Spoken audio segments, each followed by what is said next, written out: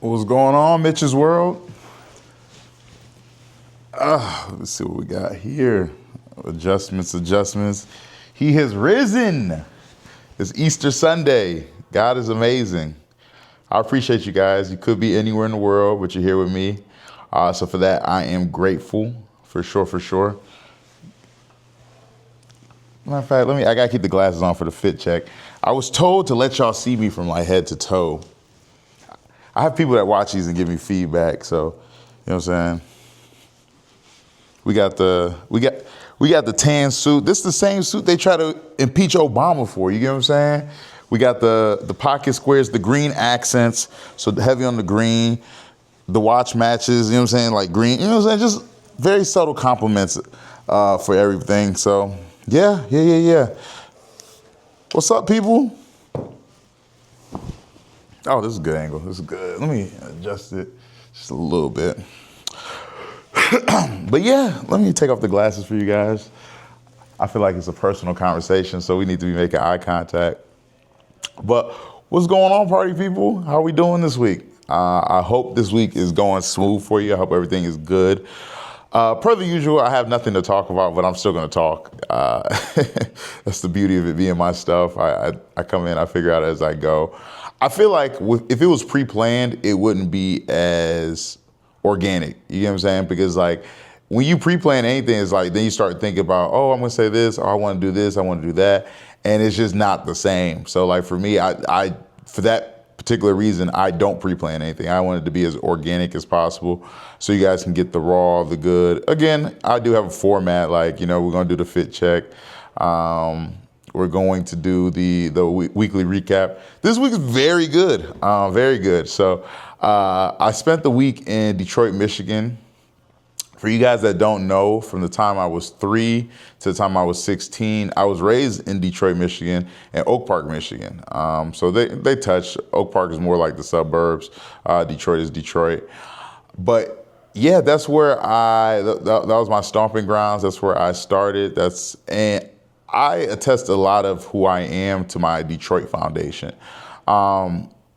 Just being from Detroit, like you have to be a hustler, you got to be a mover or shaker. I get my street smarts from Detroit.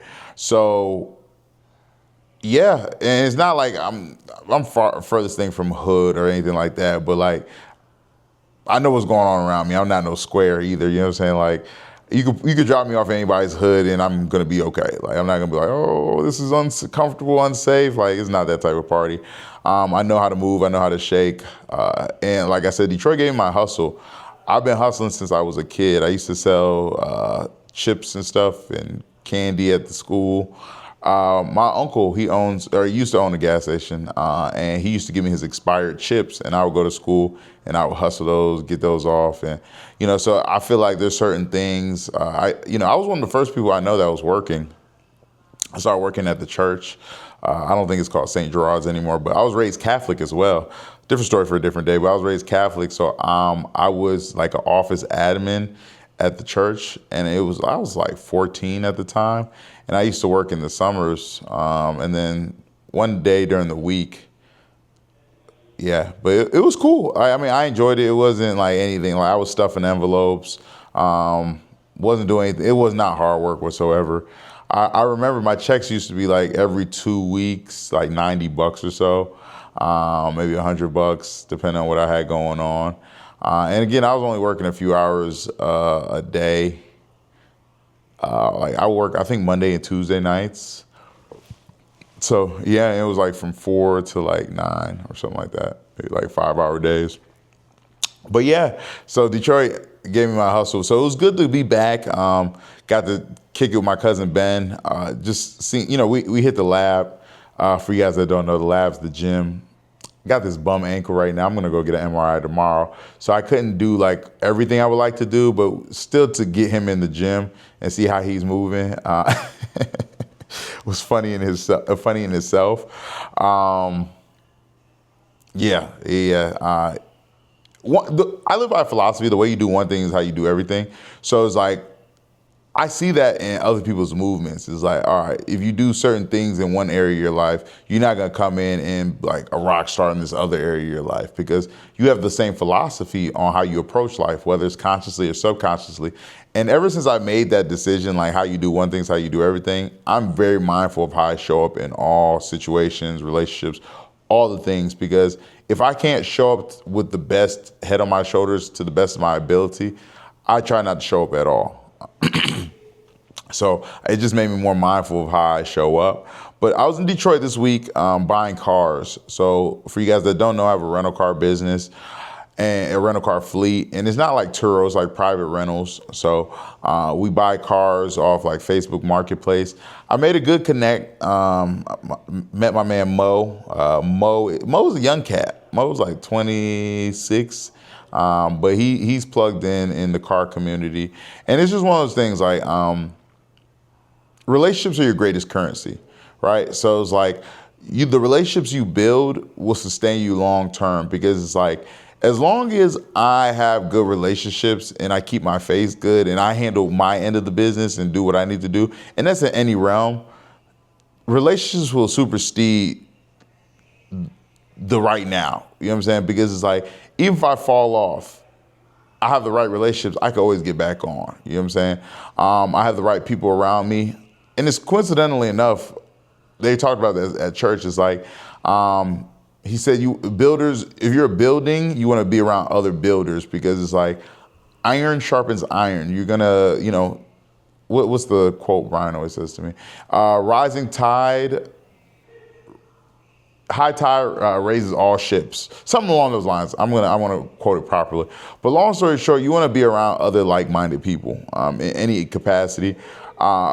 You'll never hear me complaining about my circle. You'll never hear me like, oh, this person this or this person's that. Just because I don't really hang around too many poop-putt type people. You get what I'm saying? I don't hang around too many. I don't hang around any losers. Like anybody that is in my close, intimate circle is a winner of some sort. You get what I'm saying? So it's like they win to whatever capacity of life that they got going on. They do what they're supposed to do. So it's just one of those things where it's, it just happens the way it's supposed to happen. So, yeah. So, long story short, I was in Detroit buying cars this week, and ended up buying 2 cars at first. So I went out there with $10,000. I bought 2 cars, and I'm realizing to get a good, reliable car with everything I need to do on it, because got to put the car on, the insurance, that costs money. Got to put a tracker on the car, kill switch on the car, it costs money. Do pre-purchase inspections, that costs money. Any services that may be done, again, we're buying $3,000 to $5,000 cars, so there's usually some work that may need to be done depending on how you buy it. But linked up with Mo, ended up getting 2 cars for $10,000. He got me a 2013 Chevy Malibu, and then got me a 2019 GNC Terrain. So both cars, the GNC Terrain, I actually like that personally. Unless it's old school, even an old school, I'm not gonna be making payments on. But like, I think I'm done with car payments. Like after I pay off my Camry, it's like I don't think I'll ever do a car payment again unless it's like something like higher end. Like because I do want a G-Wagon, I do want a Porsche.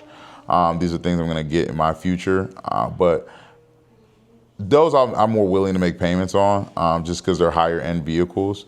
But like just a point A to point B type of car, I'm gonna do cash cars for the rest of my days, like a little $5,000-$6,000 car, get me around, even if it lasts a couple years, whatever the case may be.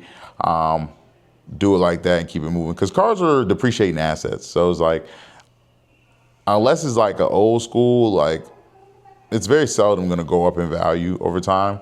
It's usually gonna lose value. So it's like, why put so much money into it?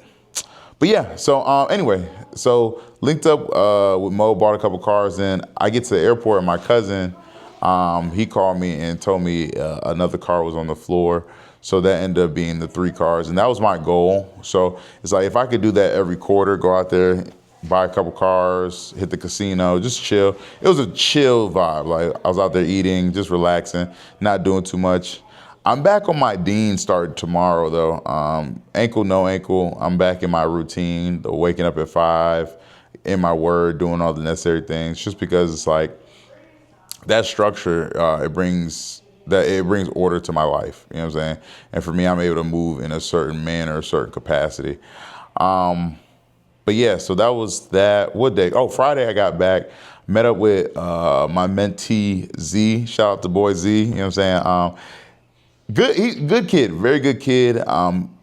Coincidentally enough, he's getting into insurance, and you guys know that's like my area of expertise. So he mentioned that, and again, I guess the theme is just being around the right people, surrounding yourself with the right people, because relationships are your currency, right? So like he seeked me out. He saw my last episode, and he just kind of like, bro, I want mentorship. He's like, you're very comfortable in your skin, the way you operate, the way you move. He's like, he saw me complete 75 hard from a distance. And I met Z when he was a freshman in high school. His dad used to come to the Octopus, this is a boxing gym I used to go to, and we used to go to these morning classes. And he would come periodically. And I always had respect for his father and the way he moved. So when he reached out to me, and just knowing who he is, like, I took the meeting, we sat down at Starbucks, we chopped it up, and I could tell, like, that's one thing I didn't do well. And even now, I think I could do a better job of stewarding my relationships a little bit better. I have good relationships. I have people that are like, oh, this is Mitch, woo, woo. They rock with me, right? But it's like, as far as picking up that phone, calling people, making sure you're good, pouring into relationships, making myself a little bit more valuable to them, just like, hey, like, what do you need? How can I help you? That type of deal. I could do a better job. But when Z reached out, it was one of those things, it's like, I respect it because he's 19. So at 19, I wasn't thinking about getting a mentor.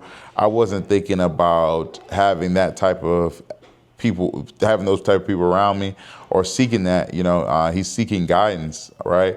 And I think, like, if you do mentorship the right way, or you have a mentor, it can save you a lot of time. Now, their life is going to be different than your life, but I feel like they can help you with very important decisions. Just like even something as simple, we got to talk about insurance and how he wanted to move with the potential agency he was looking at. And I gave him a list of questions to ask, you know what I'm saying? And because anyone that knows me, is not about like how you could benefit me or I could benefit you, but it's how you can get the best from your situation. Like, that's how I look at everybody's situation. It's like, it has nothing to do with me. I oftentimes remove myself from the situation if I'm involved in their situation at all, or there's room for me to benefit. It's like, I remove that from it, because that naturally is just gonna sway how I counsel someone.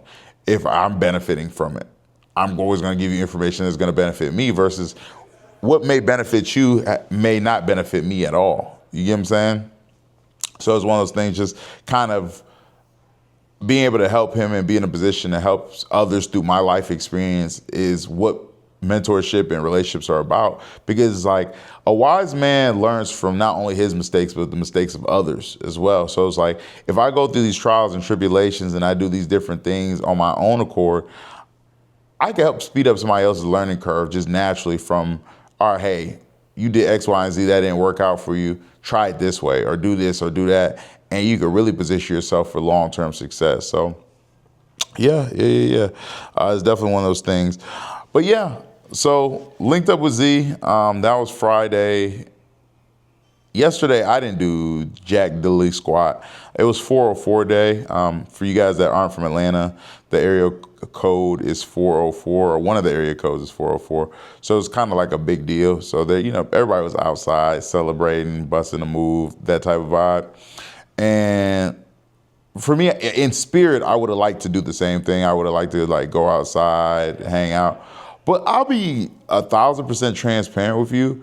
Is like, going outside doesn't appeal to me anymore. Like, don't get me wrong, and I know whoever, like, when I say these terms, it's just how I talk. So it's like, I think highly of women, but I love being around the hoes. It is what it is. Like, I love being around women, and not even in a space that like, oh, they're doing anything for me. It's just like, I'll be honest with you, like, as I identify as that nigga. That's just me personally. And chances are if you're watching this, you probably think I'm that nigga to a certain degree. Like, no glazing, but whatever, respectfully. Like, there's something about me that has you watching me for 15, 20 minutes. Cool, no worries. Well, as that nigga, going out with a group of guys is different than going out with a group of women, right? Love my bros. Going out with them is like, it's either female-centered or it's very like, I end up having to kick into leadership or in leader mode, right? Whereas like, so what do y'all want to do? Because I hate being part of a group where it's like, so what y'all want to do? Shit, I'm down for whatever, bro. I'm down for whatever. Yeah, I know you're down for whatever, but what do you want to do? And then I then have to turn into leader mode where it's just like, hey, this is what we're doing. This is how we moving. We're going over here, we're doing this. And then naturally you're gonna hear somebody's mouth on how they don't want to do that. Same person that just said they were down for whatever. Neither here or there, right? Or going out with a group of chicks, I can either kick into leader mode, but 9 out of 10 times I don't have to because women are just more detail oriented. So they have things planned out. They're like, oh yeah, I did this, I'm doing that. Oh, we're going to this spot, we're going to that spot, we're going to eat here, we're going to do this, and we're going to be home by 12 o'clock. Cool. We got a game plan now. We can move in a certain manner, a certain capacity that's going to bring us the fruit. So for that reason, like, I prefer being around the women. I prefer like going out with women or a good mixed group. You get what I'm saying? Like when it's a good mixed group, good vibes, that type of vibe, like I'm cool with all that. So yeah, but I didn't do anything yesterday. I stayed around the house, caught a little vibe, parlayed. Today went to church, obviously. I'm about to find some food and prep for the week. The last quarter, really since December, I haven't really been in the field like talking about it. God first, my residuals and everything been kind of carrying me over, but I do got to get back to the basics, the hunt, just so I could do more. Because I'm trying to build up the rental business. My goal is by next year, end of next year, to have 25 cars. That will bring me a nice little pretty penny every month. And then if I can get some decent agents on my team, get the insurance thing rocking like I used to have it. Not even used to have it, like it's supposed to be done. Unfortunately, I'm a low-key type of guy, right? So I'm not the guy that's like, oh, lavish crib, lavish cars. Not yet. And not that I can't afford it. But like my freedom comes from being able to move and shake. My freedom comes from traveling. My freedom comes from doing and buying what I want when I want. Not necessarily things, right? And when I say things like the crib, the aesthetics, is like, you got to think about it. I'm one person. So it's like me having a 5-bedroom crib doesn't, like, now if I had a wife or something like that, that's cool. I think people will know like my financial status from my cars. That's the only thing that I like, because I dress nice. I mean, like, that's my thing. But like cars, like, especially when I have the old school, like, dang, this nigga done popped out with the Chevelle this week. Oh my God, is he, you know what I'm saying? He's in the 5.0 Mustang. Oh, he in the Caprice. Oh, he's in, like, I have a list of cars I want to get. Oh, he's in the wagon. Like, oh, he's in the Porsche. Like, vroom, that's me. I drove by, you know what I'm saying? Like, that's where I get my little, shits and gigs from. But like outside of that, I think that, and like I said, taking care of my family would be my biggest thing. Like, I want my children to be bilingual. I want my wife to live a certain life and lifestyle, and it requires me doing what I need to do now, today. So yeah. But I can sit here and ramble. I can sit here and talk. Summarize it: relationships are your greatest wealth. Build the good relationships, find community, find people that love and value you. Find a mentor. That's number 2. Find somebody who can guide you in different areas of your life. I'm looking for mentorship in different areas of my life outside of just business, because I have business mentors, but like just life mentors, spiritual mentors, things along those lines. And do community, like really just do community. Find other people that you are comfortable being held accountable by. Because I think accountability is a necessary piece for growth.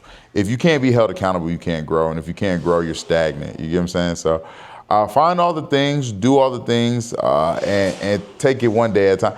There's these little ass kids in here playing with the toys and stuff like that. They ruin my whole little session. Not even ruin. Let me not use such extreme words, but it's like I hear the background noise. So if I seem distracted, that's what it is.